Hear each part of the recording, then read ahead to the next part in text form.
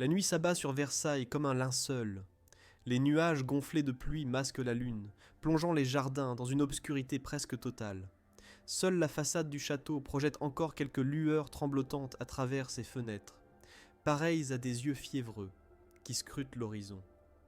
Le tonnerre gronde au loin, annonciateur d'une tempête imminente. Dans ses appartements privés, Louis, 14e du nom, roi de France et de Navarre depuis 72 ans, contemple son reflet dans un miroir à cadre d'or. Ses mains, autrefois fermes lorsqu'elles tenaient les rênes du pouvoir absolu, tremblent désormais sous le poids des années. Et si toute cette gloire n'avait été qu'une illusion ? Et si le roi Soleil avait vendu son âme pour bâtir Versailles, et qu'il ne lui restait que cette unique nuit pour tenter de rompre ce pacte avant l'aube fatidique ? Un éclair déchire le ciel, illuminant brièvement la chambre royale. Dans le miroir, le reflet du vieux monarque semble soudain différent, plus jeune, plus droit. Ses yeux brillent d'une lueur dorée qui n'a rien d'humain. Ses lèvres s'étirent en un sourire que le roi véritable ne forme pas. Le temps est presque écoulé, Louis, murmure le reflet d'une voix claire qui n'appartient pas au vieillard. À l'aube, notre contrat arrivera à son terme. Es-tu prêt à honorer ta part du marché ? Louis serre contre sa poitrine le crucifix qu'il tient dans sa main gauche. Il sait ce qui l'attend s'il ne parvient pas à rompre le pacte avant les premières lueurs du jour.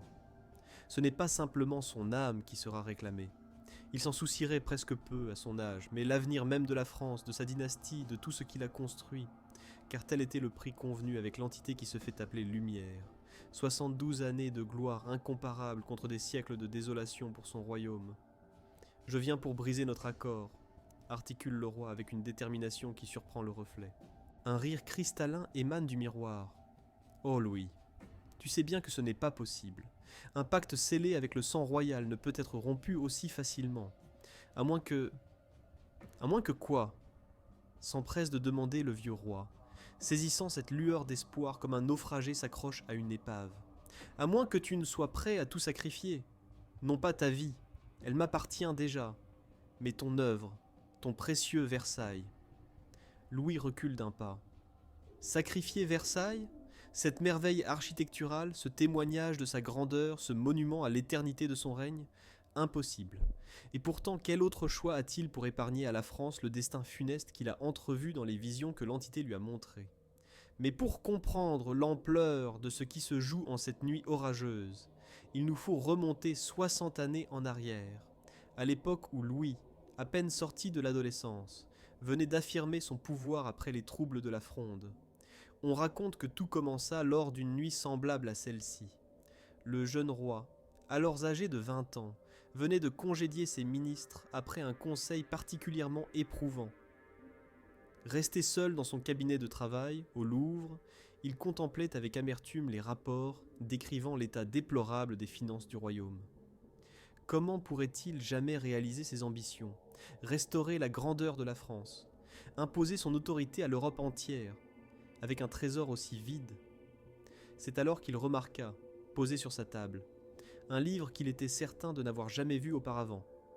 Un manuscrit ancien, relié de cuir noir, sans titre apparent. Intrigué, Louis l'ouvrit. Les pages jaunies étaient les couvertes d'une écriture étrange, dans une langue qu'il ne reconnaissait pas. Pourtant, à mesure qu'il parcourait le texte, les caractères semblaient se transformer sous ses yeux, devenant peu à peu intelligibles. Le livre parlait de pactes anciens, de pouvoirs oubliés, d'entités qui existaient au-delà du voile de la réalité, ni anges ni démons, mais quelque chose d'entièrement différent. Des êtres qui pouvaient offrir aux mortels gloire et puissance, en échange de... quoi exactement ? Les termes restaient flous, enveloppés dans des métaphores obscures qui évoquaient des reflets, des ombres et des échos. À la dernière page du livre se trouvait une formule simple, accompagnée d'instructions précises. 3 gouttes de sang royal sur le parchemin. Quelques mots à prononcer dans l'obscurité, face à un miroir. Un rituel que le jeune Louis, par curiosité ou par ambition, décida d'accomplir. Cette nuit-là, seul dans ses appartements, il suivit les instructions à la lettre.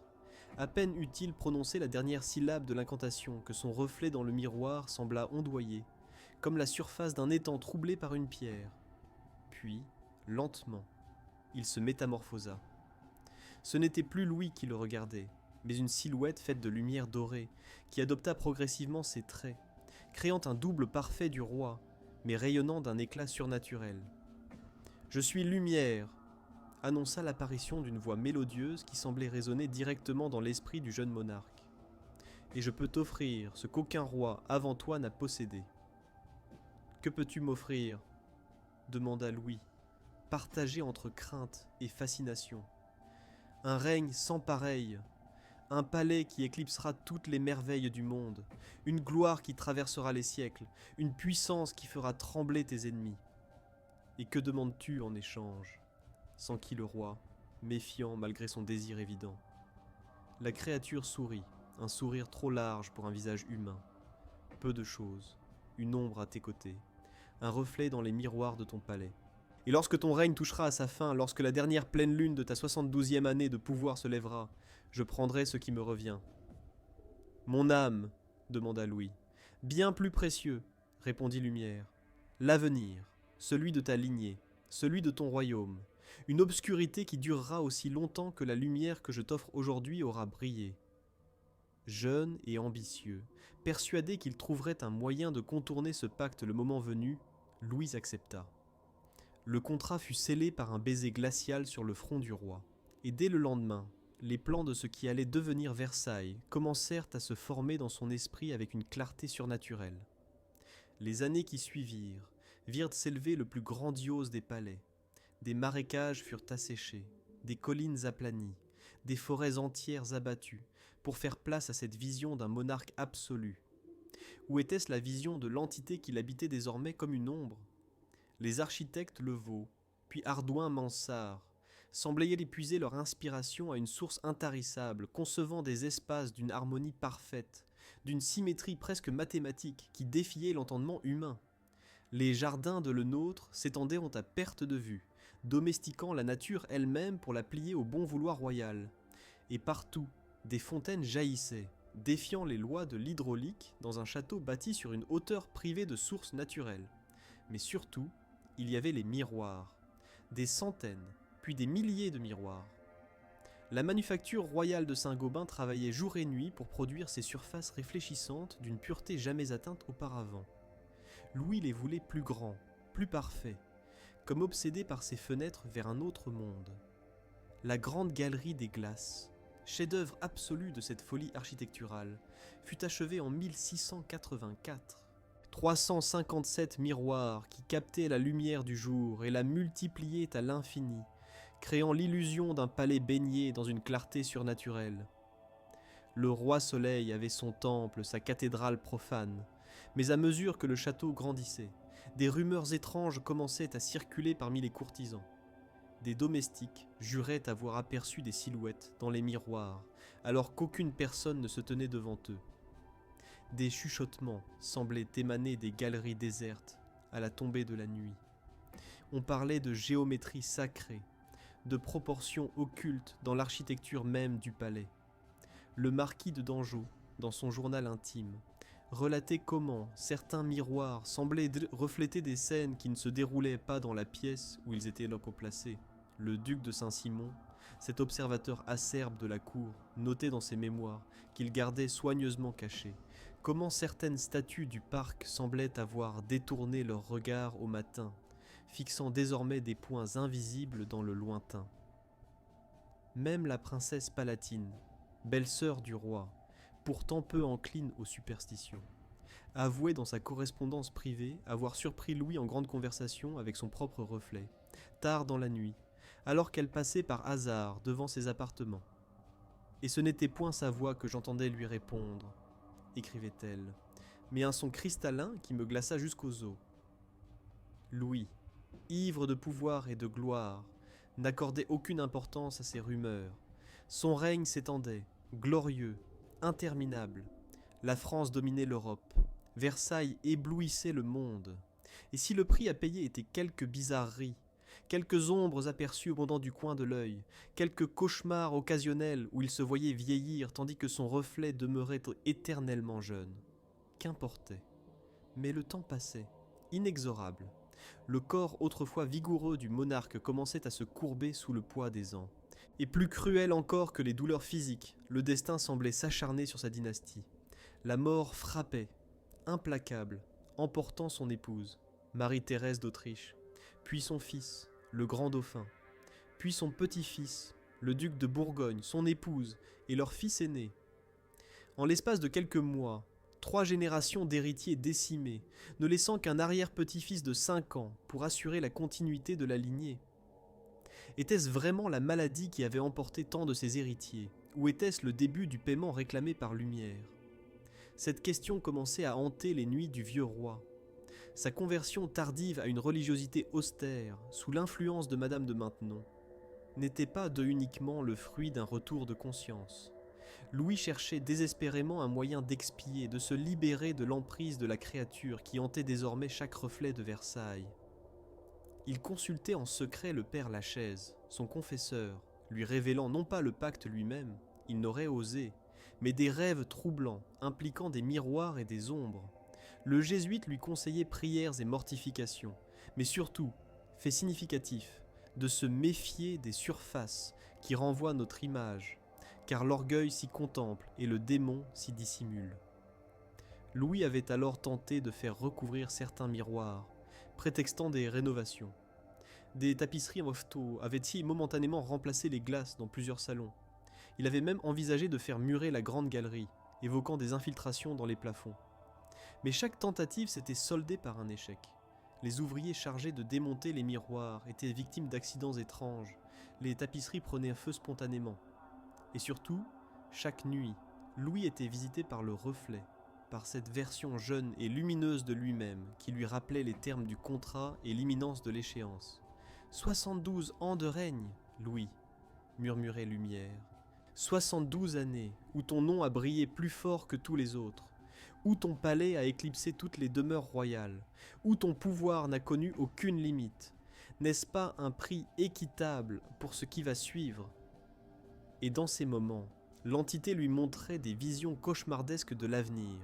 Un palais abandonné, livré aux pillards, une foule hurlante dans les rues de Paris, le dernier de ses descendants, un homme au visage lunaire et à l'expression bovine, montant les marches d'un échafaud, une lame triangulaire s'abattant sur un cou royal, tandis qu'une foule en délire acclamait la chute de la monarchie.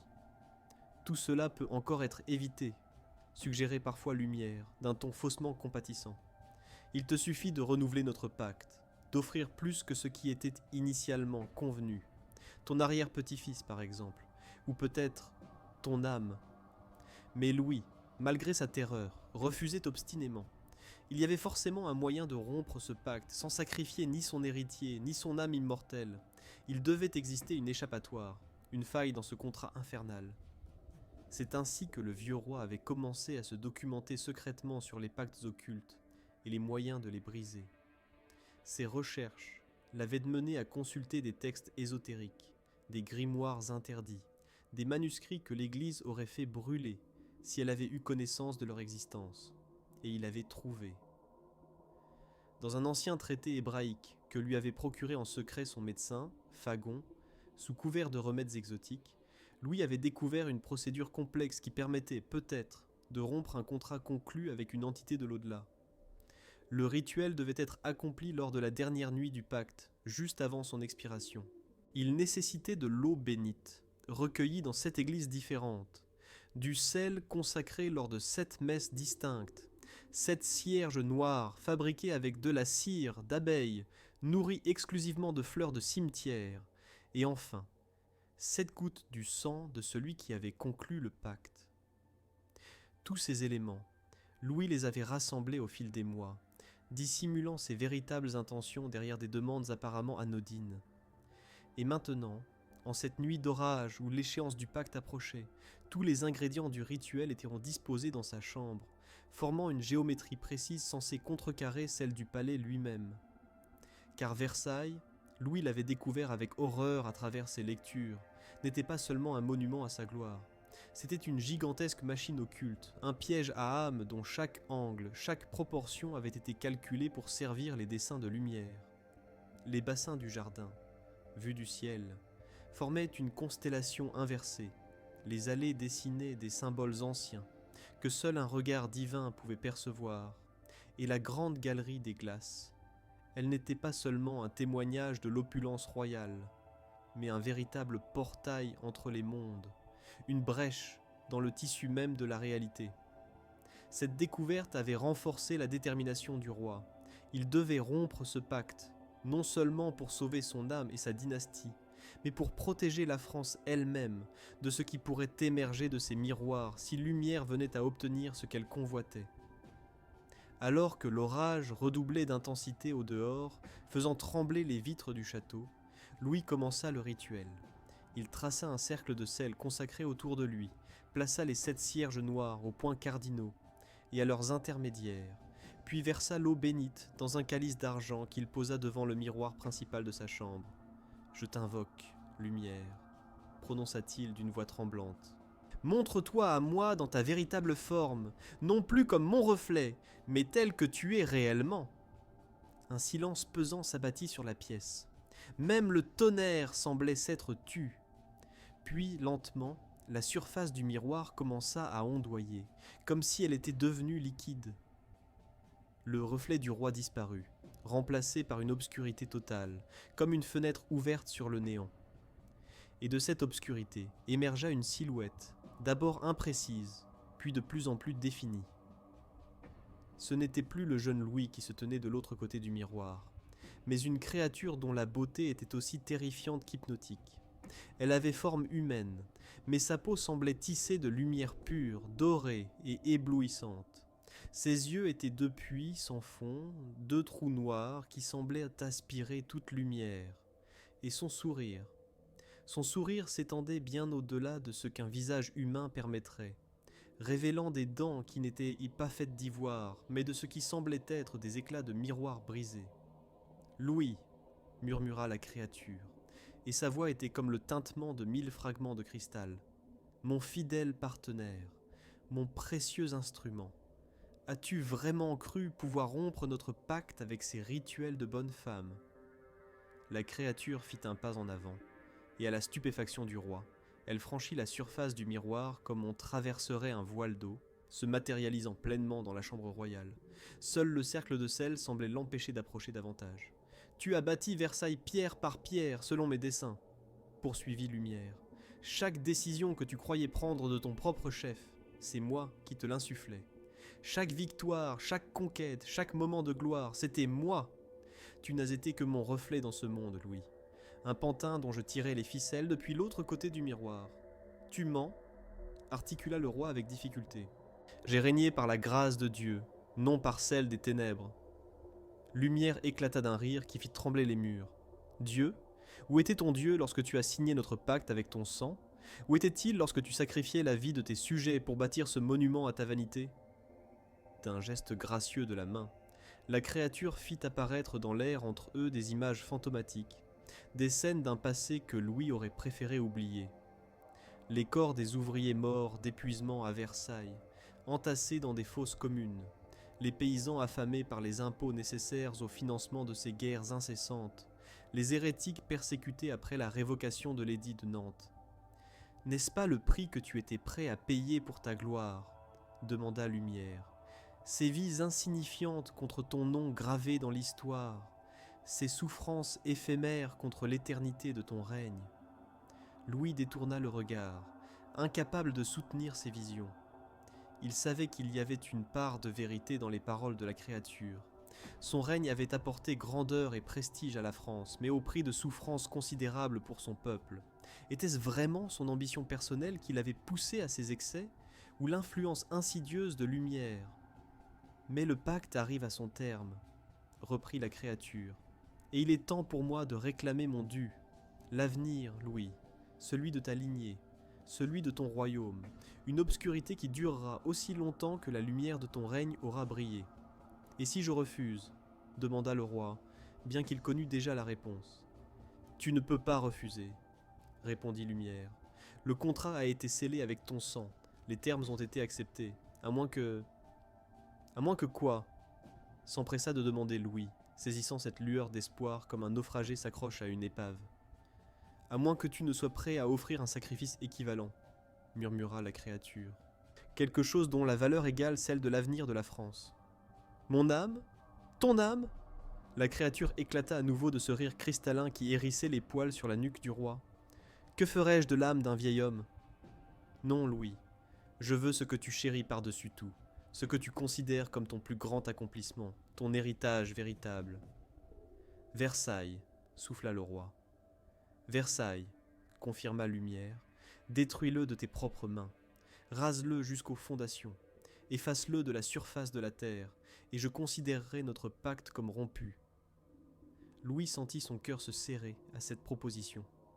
Détruire Versailles, ce palais qu'il avait mis une vie entière à bâtir, ce joyau architectural sans équivalent dans le monde connu, cette œuvre qui, plus que toute autre, garantissait l'immortalité de son nom, mais en même temps, n'était-ce pas un prix acceptable comparé à l'alternative ? Si refuser signifiait condamner la France à des siècles de chaos, de révolutions, de guerres civiles, comme le lui avaient dit montrer les visions de Lumière, ne valait-il pas mieux sacrifier un bâtiment, aussi splendide soit-il, plutôt que l'avenir d'une nation entière ? Comment puis-je être sûr que tu respecteras ta part du marché ? Demanda-t-il finalement, que tu ne réclameras pas l'avenir de la France une fois Versailles détruit ? Tu ne peux pas en être sûr, répondit honnêtement la créature. Tout comme je ne pouvais être certaine que tu tiendrais ta promesse de me laisser habiter tes miroirs pendant 72 ans. C'est la nature même d'un pacte, Louis. La confiance mutuelle dans le respect des termes convenus. Le roi resta silencieux un long moment, pesant ses options. Pouvait-il vraiment faire confiance à cette entité qui l'avait manipulé pendant des décennies ? Et d'ailleurs, comment pourrait-il concrètement détruire Versailles ? Même s'il en donnait l'ordre, ses ministres, ses courtisans, tous s'opposeraient à une décision aussi insensée. Ils penseraient que le vieux roi avait perdu l'esprit. Non, il devait y avoir une autre solution. Quelque chose que ses recherches ne lui avaient pas encore révélé. C'est alors qu'une idée lui vint. Si Versailles était vraiment une machine occulte, un piège à âme dont la géométrie servait les dessins de Lumière, peut-être pouvait-il en altérer la structure. Non pas physiquement, ce qui serait impossible à accomplir en une nuit, mais symboliquement, rituellement, en contrecarrant les forces invisibles qui animèrent le palais. « Je ne détruirai pas Versailles, déclara-t-il finalement, mais je vais rompre notre pacte d'une autre manière. » Sans laisser à Lumière le temps de répondre, Louis s'entailla la paume avec un petit poignard d'argent qu'il avait dissimulé dans sa manche. 7 gouttes de sang tombèrent au centre du cercle de sel, s'enflammant instantanément au contact des grains consacrés. « Par mon sang qui a scellé ce pacte, je le déclare nul et non avenu, » proclama le roi. « Ce que j'ai donné, je le reprends. Ce que j'ai promis, je le nie. » Il saisit le calice rempli d'eau bénite et en jeta le contenu sur le miroir dont Lumière avait émergé. La surface du verre sembla se solidifier instantanément, figeant l'expression de surprise sur le visage de la créature, mais ce n'était qu'un répit temporaire. Déjà, des craquements se faisaient entendre, comme si le miroir allait se briser sous la pression d'une force venue de l'autre côté. Louis comprit qu'il devait agir vite. Le rituel décrit dans le manuscrit hébraïque mentionnait une dernière étape, la plus cruciale. Il fallait se rendre au cœur même du lieu corrompu par l'entité et y accomplir un acte de purification. Le cœur de Versailles, ce ne pouvait être que la grande galerie des glaces. C'était là que la présence de Lumière était la plus forte, là que s'étaient déroulées les cérémonies les plus importantes du règne, là que le pouvoir du roi Soleil s'était manifesté dans toute sa splendeur. Ignorant ses jambes douloureuses et sa respiration sifflante, Louis quitta précipitamment sa chambre, traversa les appartements royaux déserts à cette heure tardive et se dirigea vers la galerie. Derrière lui, il pouvait presque sentir Lumière se libérer du miroir, glissant le long des surfaces réfléchissantes du palais comme une ombre dorée, le suivant à travers les couloirs et les salons. Lorsqu'il atteignit enfin la grande galerie, un spectacle saisissant l'attendait. L'orage qui faisait toujours rage au dehors projetait des éclairs à travers les hautes fenêtres, illuminant par intermittence les 357 miroirs qui tapissaient le mur opposé. Chacun d'eux ne reflétait pas la galerie plongée dans la pénombre, mais une scène différente, comme autant de fenêtres ouvertes sur d'autres mondes, d'autres époques. Ici, Louis voyait Paris en flammes. Là, des foules affamées marchant sur Versailles. Plus loin, Une machine infernale tranchant des têtes couronnées. Et dans chaque miroir, en filigrane, le visage de lumière observait ces scènes avec une jubilation non dissimulée. « Tu ne peux pas empêcher ce qui doit advenir, Louis », résonna la voix de la créature, semblant provenir simultanément de tous les miroirs. « Ce sont les fruits de ton règne, le prix inéluctable de ta gloire. Si c'est le prix de ma gloire, alors je suis prêt à y renoncer, » répondit le roi en avançant vers le centre de la galerie. « Je suis prêt à être oublié, à voir mon nom effacé des livres d'histoire, si cela peut épargner à la France le destin que tu lui réserves. » Un rire incrédule éclata, multiplié par les centaines de miroirs. « Toi, renoncer à ta gloire. Toi, le roi soleil, accepter de sombrer dans l'obscurité de l'oubli. Je ne te crois pas, Louis. L'orgueil a toujours été ton péché mignon, celui par lequel j'ai pu te séduire si facilement. J'ai changé, affirma simplement le vieux roi. 72 années de règne m'ont appris que la véritable grandeur ne réside pas dans les palais que l'on bâtit ou dans les territoires que l'on conquiert, mais dans le bien que l'on apporte à son peuple. De belles paroles, concéda Lumière. Mais les paroles ne suffisant pas à rompre un pacte comme le nôtre. Il faut des actes, Louis, des actes de sacrifice. Je suis prêt à sacrifier ce qui m'est le plus précieux, déclara le roi. Non pas Versailles, qui n'est que pierre et verre, mais ma place dans l'histoire. À ces mots, Louis sortit de sa poche un petit flacon contenant un liquide incolore, la dernière goutte d'eau bénite qu'il avait conservée pour cet instant crucial. D'un geste vif, il la versa sur le sol de marbre de la galerie, à l'exact centre géométrique de la pièce. L'effet fut immédiat, comme si cette simple goutte d'eau avait perturbé un équilibre invisible. Tous les miroirs de la galerie se mirent à vibrer à l'unisson, émettant un son cristallin qui s'intensifiait à chaque seconde. Les images cauchemardesques qu'ils reflétaient se brouillèrent, remplacées par un tourbillon de lumière dorée qui semblait se concentrer au centre de chaque surface réfléchissante. « Que fais-tu » hurla la voix de Lumière, teintée pour la première fois d'une véritable inquiétude. « Arrête immédiatement !» Mais Louis ne s'arrêta pas. Tirant à nouveau le petit poignard d'argent de sa manche, il s'entailla profondément la paume et laissa son sang royal couler sur le sol, se mêlant à l'eau bénite pour former un symbole complexe qui semblait brûler la pierre même. « Par mon sang qui a scellé ce pacte, je le brise !» proclama-t-il une nouvelle fois, mais cette fois-ci, au cœur même de Versailles, là où la présence de lumière était la plus forte. Par ma volonté qui t'a invité dans ce monde, je t'en bannis. Par mon pouvoir qui a permis ton emprise, je te la retire. » Un hurlement inhumain retentit alors, comme si des centaines de verres se brisaient simultanément. Les miroirs de la grande galerie commencèrent à se fissurer l'un après l'autre, des étoiles de fracture se formant à leur surface, s'étendant rapidement depuis leur centre jusqu'à leur bord doré. Mais avant que le dernier miroir ne se brise, une silhouette se matérialisa devant Louis, émergeant du néant comme un reflet qui prendrait vie.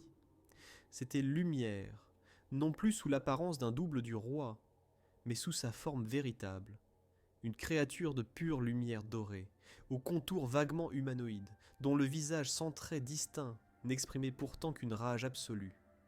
« Tu ne comprends pas ce que tu fais, Louis, » siffla l'entité. « Ce n'est pas seulement ton avenir que tu compromets, mais celui de millions d'êtres. La France que j'avais prévue pour toi aurait émergé plus forte de ces épreuves, purifiée par le feu des révolutions, forgée par la tempête des guerres. Ce que tu offres à ton royaume en rompant notre pacte, ce n'est pas le salut, mais la médiocrité. La médiocrité est préférable à la tyrannie, répondit calmement Louis. La paix vaut mieux que la gloire acquise dans le sang. Je l'ai compris trop tard, mais peut-être pas trop tard pour réparer le mal que j'ai fait en pactisant avec toi. La créature tendit une main, qui n'était pas vraiment une main vers le visage du roi, comme pour le caresser ou peut-être l'étrangler. Mais elle ne put le toucher.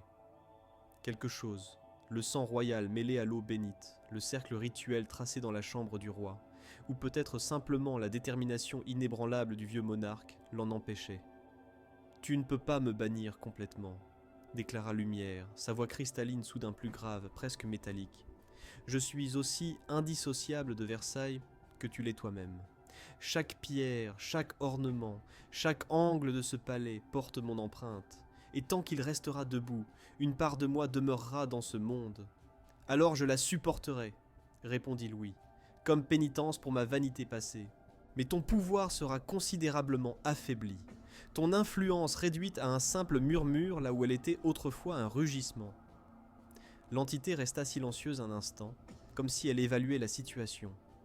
Puis, lentement, un sourire se forma sur ce qui tenait lieu de visage à la créature, un sourire qui n'avait rien d'humain, une simple fente horizontale qui s'élargissait bien au-delà des proportions naturelles. « Soit, concéda-t-elle finalement. Je t'accorde cette victoire partielle, Louis. Notre pacte est rompu. L'avenir de ta lignée et de ton royaume ne m'appartient plus, du moins pas de la manière que j'avais prévue. » Le sourire s'élargit encore, dévoilant non pas des dents, mais ce qui semblait être des éclats de miroir brisés. « Mais sache ceci, je n'ai pas besoin d'un pacte formel pour influencer le cours de l'histoire. Mes murmures continueront à résonner dans les couloirs de Versailles, et ceux qui y prêteront l'oreille, tes successeurs, tes courtisans, et un jour, quand ce palais ne sera plus qu'un musée, ces innombrables visiteurs, tous entendront le chuchotement tentateur de la gloire, de la vanité, du pouvoir absolu. Et certains y répondront, comme tu l'as fait autrefois. » Louis sentit un frisson parcourir son échine, mais il tint bon. « Alors je veillerai à ce qu'il soit dit sur t'averti. Je laisserai un témoignage, un avertissement pour ceux qui viendront après moi. »« Personne ne te croira, » rétorqua Lumière avec une certitude glaçante. « Ils penseront que le grand roi est devenu fou dans ces dernières années, hanté par les fantômes de ses péchés passés. Ton témoignage, s'il est jamais découvert, ne sera qu'une curiosité historique, une anecdote amusante sur la sénilité du roi Soleil. » Ces paroles frappèrent Louis comme un coup physique, car il savait qu'elles contenaient une part de vérité. Qui croirait à l'existence d'une entité venue d'au-delà des miroirs ? Qui accepterait l'idée que le plus grand roi de France avait conclu un pacte avec une créature surnaturelle ? Mais avant qu'il ne puisse répondre, un craquement assourdissant retentit dans la galerie. Le dernier miroir, encore intact, celui situé exactement en face de Louis, se fissura d'un coup, formant une étoile parfaite, dont les branches s'étendaient jusqu'au bord doré du cadre. Et avec ce craquement final, la forme lumineuse de l'entité sembla imploser sur elle-même, comme aspirée par un trou invisible. Un éclair aveuglant illumina la galerie, projetant Louis contre le mur opposé avec une violence inouïe. Lorsqu'il rouvrit les yeux, la galerie était plongée dans l'obscurité la plus totale. L'orage s'était calmé, ne laissant plus entendre qu'un grondement lointain. Et tous les miroirs, sans exception, étaient fissurés. Leur surface autrefois parfaite, désormais parcourue de fines lignes qui formèrent des motifs semblables à des toiles d'araignée. Le roi se releva péniblement, chaque muscle, chaque os de son vieux corps protestant contre ce traitement brutal. Avait-il réussi ? Le pacte était-il vraiment rompu ? Il n'en était pas certain, mais une chose était sûre, il se sentait étrangement léger, comme débarrassé d'un fardeau qu'il portait depuis si longtemps qu'il en avait oublié le poids. À l'extérieur, l'aube commençait à poindre, baignant les jardins de Versailles d'une lumière grise et terne, bien loin de la splendeur dorée à laquelle le palais était habitué. Louis s'approcha d'une des hautes fenêtres de la galerie et contempla son œuvre. Pour la première fois depuis des décennies, il voyait son palais non pas avec l'orgueil du créateur, mais avec le regard lucide de celui qui en comprend enfin le véritable coût. Versailles resterait, bien sûr, et les historiens parleraient de Louis XIV comme du plus grand roi de France, du monarque qui avait porté l'absolutisme à son apogée, du bâtisseur visionnaire qui avait transformé un pavillon de chasse en la plus somptueuse demeure royale d'Europe. Mais il ne saurait jamais, ou n'oserait pas écrire, ce qui s'était réellement passé dans les coulisses de cette gloire. Le roi se détourna de la fenêtre et entreprit de regagner ses appartements. Il devait se préparer pour le lever. Cette cérémonie quotidienne où des dizaines de courtisans privilégiés assistaient à son réveil et à sa toilette. Quelle ironie, pensa-t-il, que même après avoir affronté une entité venue d'un autre monde, ils doivent se plier à ce rituel absurde inventé pour flatter sa vanité. Mais alors qu'il traversait la galerie en direction de la sortie, quelque chose attira son attention. Son reflet, capturé dans l'un des miroirs fissurés, semblait différent. Non pas plus jeune, comme lorsque Lumière se manifestait, mais plus sage, plus serein, comme si les fissures dans le verre, loin de déformer son image, lui permettaient au contraire de se voir tel qu'il était vraiment pour la première fois. « Peut-être, murmura-t-il à lui-même. Peut-être que le véritable héritage que je laisserai ne sera pas ce palais, ni mes conquêtes, ni même mes réformes, mais cette leçon simple que j'ai mis une vie entière à apprendre, que la véritable grandeur réside non pas dans l'éclat de ce qui nous reflète, mais dans la substance de ce que nous sommes réellement. » Sur cette pensée, Louis XIV, le roi Soleil, roi de France et de Navarre, s'éloigna des miroirs brisés, laissant derrière lui non pas son reflet, mais l'ombre d'une sagesse tardive qui, peut-être, pourrait encore influencer l'avenir qu'il avait failli sacrifier sur l'autel de sa vanité. Quelques mois plus tard, le 1er septembre de l'an 1715, Louis rendait son dernier souffle dans ce même palais qu'il avait failli perdre, entouré de courtisans qui se préoccupaient déjà de leur place dans le règne à venir. Ses dernières paroles cohérentes, rapportées par ceux qui veillaient à son chevet, furent « J'ai trop aimé la guerre et les bâtiments », comme un ultime aveu de cette vanité qui avait failli coûter si cher à la France. Ce que les mémorialistes ne rapportèrent pas, c'est que pendant toute son agonie, le vieux roi ne cessa de fixer les miroirs fissurés de sa chambre, comme s'il y cherchait, ou y redoutait, quelque présence invisible. Selon certains mémoires apocryphes, découverts bien plus tard dans les archives secrètes de la famille de Saint-Simon, Louis aurait fait rédiger un document étrange dans les dernières semaines de sa vie.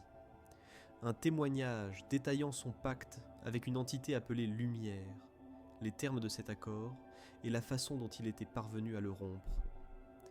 Ce document aurait été scellé dans un coffret de plomb et muré dans une niche secrète, quelque part dans les entrailles de Versailles, avec instruction de ne l'ouvrir que 300 ans après sa mort.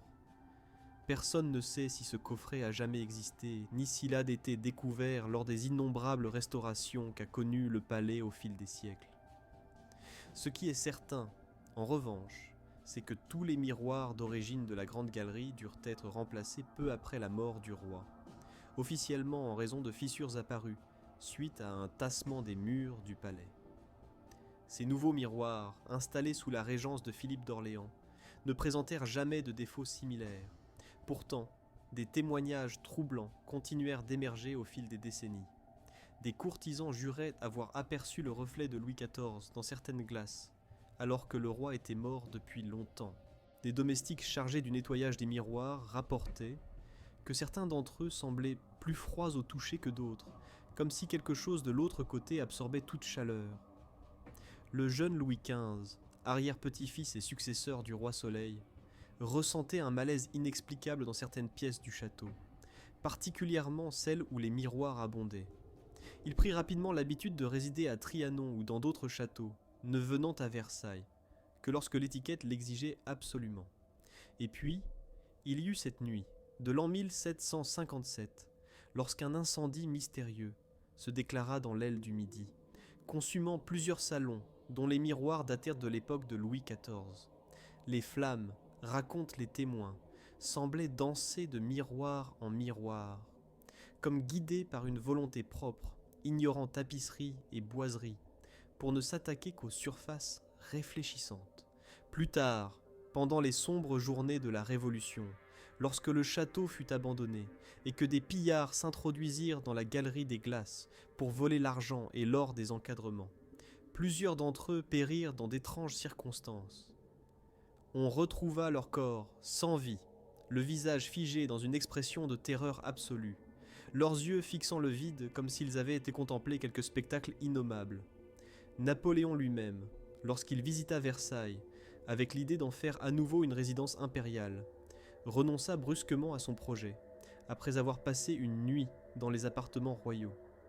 Ce lieu appartient aux fantômes, aurait-il déclaré à Joséphine. Et certains fantômes sont trop puissants, même pour un empereur.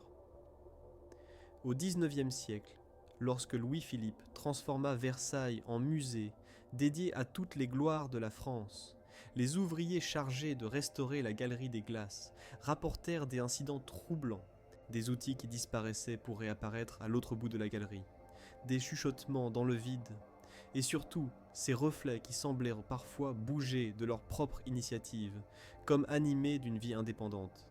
Plus près de nous, pendant l'occupation allemande lors de la Seconde Guerre mondiale, un officier nazi qui avait réquisitionné une aile du château pour y établir ses quartiers fut retrouvé mort dans sa baignoire, les yeux exorbités, après avoir fait briser tous les miroirs de ses appartements.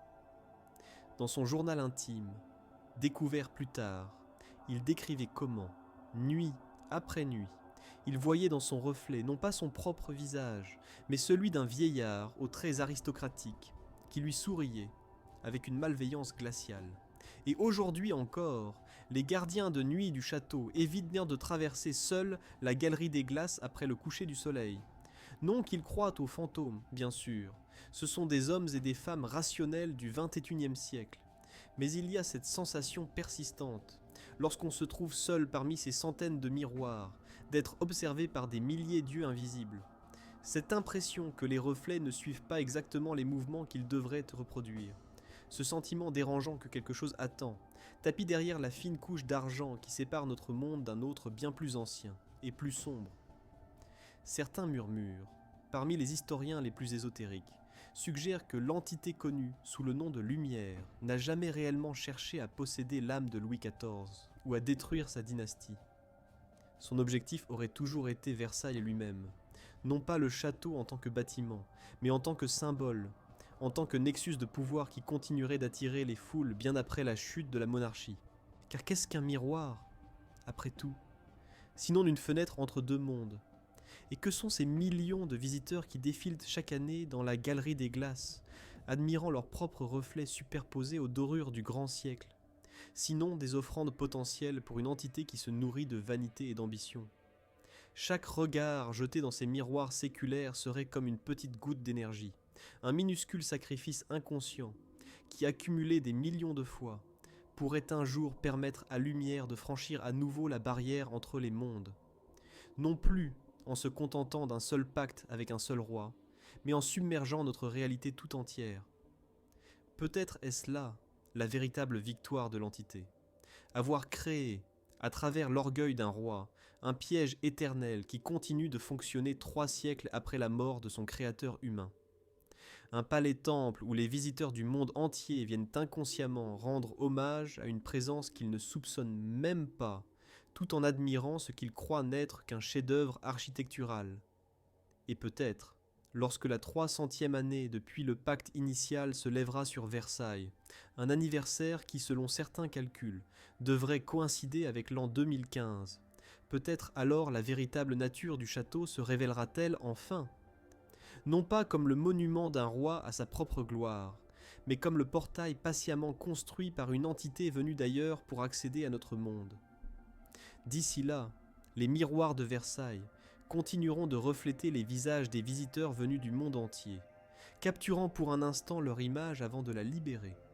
Du moins, c'est ce que la plupart d'entre nous aiment à croire, mais parfois, lorsque le soleil se couche sur le château et que les dernières lueurs du jour font scintiller les innombrables miroirs de la grande galerie, on pourrait presque jurer que certains reflets s'attardent un peu plus longtemps que nécessaire, comme si quelque chose les avait capturés et refusé de les laisser partir. Et c'est peut-être cela, en définitive, le véritable héritage du roi Soleil, non pas un simple château, aussi magnifique soit-il, mais un mystère éternel qui continue de hanter notre imagination. Un pacte dont les termes véritables ne seront peut-être jamais pleinement révélés, et une présence invisible qui, depuis les profondeurs miroitantes de Versailles, continue d'observer notre monde avec la patience infinie de ce qui n'est ni tout à fait vivant, ni vraiment mort, mais simplement ailleurs. Alors, la prochaine fois que vous visiterez Versailles, prenez un instant pour observer votre reflet dans l'un des miroirs historiques de la Galerie des Glaces. Est-ce vraiment vous qui vous regardez, ou quelque chose d'autre, qui porte votre visage comme un masque et attend son heure depuis des siècles? La réponse, peut-être, se trouve dans ces yeux qui vous fixent depuis l'autre côté du miroir, dans ce sourire qui n'est pas tout à fait le vôtre, dans cette présence que vous ressentez derrière vous alors que vous êtes seul dans la pièce. Mais prenez garde, certaines questions, une fois posées, ouvrent des portes qu'il est ensuite impossible de refermer. Et certains regards, une fois échangés, établissent des connexions qui transcendent le temps et l'espace. Car comme Louis XIV l'a découvert dans sa dernière nuit, les pactes avec l'inconnu peuvent être rompus, mais jamais complètement effacés. Ils laissent des traces, des échos, des reflets, qui persistent longtemps après que les contractants originaux aient quitté la scène. Et dans le silence de Versailles, lorsque la nuit enveloppe le château de son manteau d'obscurité, ces échos semblent parfois prendre vie, murmurant des promesses de gloire et d'éternité à ceux qui osent encore écouter. Des promesses aussi séduisantes et aussi trompeuses qu'elles l'étaient, lorsque le jeune Louis, ivre d'ambition et de désir de revanche, accepta de sceller son destin et celui de la France avec 3 gouttes de sang royal sur une page jaunée. Des promesses qui, comme les reflets dans les miroirs de Versailles, ne sont peut-être que des illusions, ou peut-être bien plus que cela. Car dans le jeu éternel entre la lumière et les ténèbres, entre l'ambition humaine et les forces qui la manipulent, la vérité elle-même n'est souvent qu'un reflet déformé de nos propres désirs et de nos propres craintes.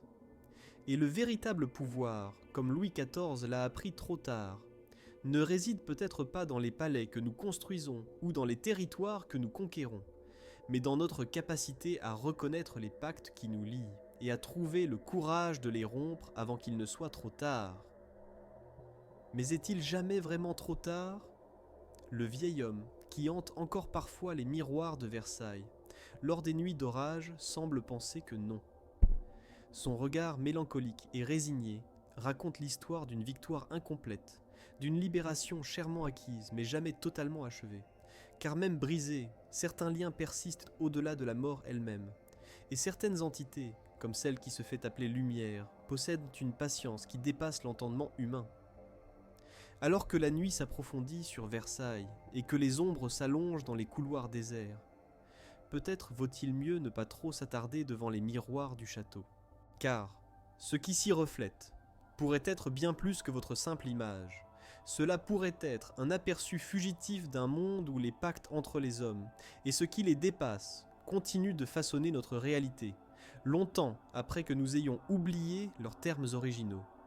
Et dans ces reflets éphémères, dans ces échos d'un passé qui refuse de mourir, réside peut-être la plus grande leçon du règne de Louis XIV. Même le roi Soleil doit finalement faire face à la nuit. Mais certaines lumières, même les plus trompeuses, peuvent continuer de briller longtemps après que le soleil se soit couché. Une lumière qui attend, patiente et immuable, derrière chaque miroir de Versailles, prête à accueillir quiconque oserait contempler son reflet un peu trop longtemps, un peu trop intensément, prête à offrir, une fois de plus, ce pacte éternel entre l'ambition humaine et les forces qui la transcendent, prête à attirer une nouvelle âme dans ce jeu d'ombres et de lumière, qui se joue depuis la nuit des temps, et dont Versailles n'est peut-être qu'un échiquier parmi d'autres, bien que particulièrement éblouissant. Alors, si jamais vous vous trouvez seul dans la galerie des glaces, à l'heure où le jour cède la place à la nuit, et que votre reflet semble vous adresser un sourire qui n'est pas le vôtre, souvenez-vous de l'histoire de Louis XIV et de son pacte avec la lumière. Car certaines offres, aussi tentantes soient-elles, comportent un prix que même les rois ne peuvent se permettre de payer. Et certains reflets, aussi fascinants soient-ils, ne sont que les masques trompeurs de ce qui attend patiemment de l'autre côté du miroir.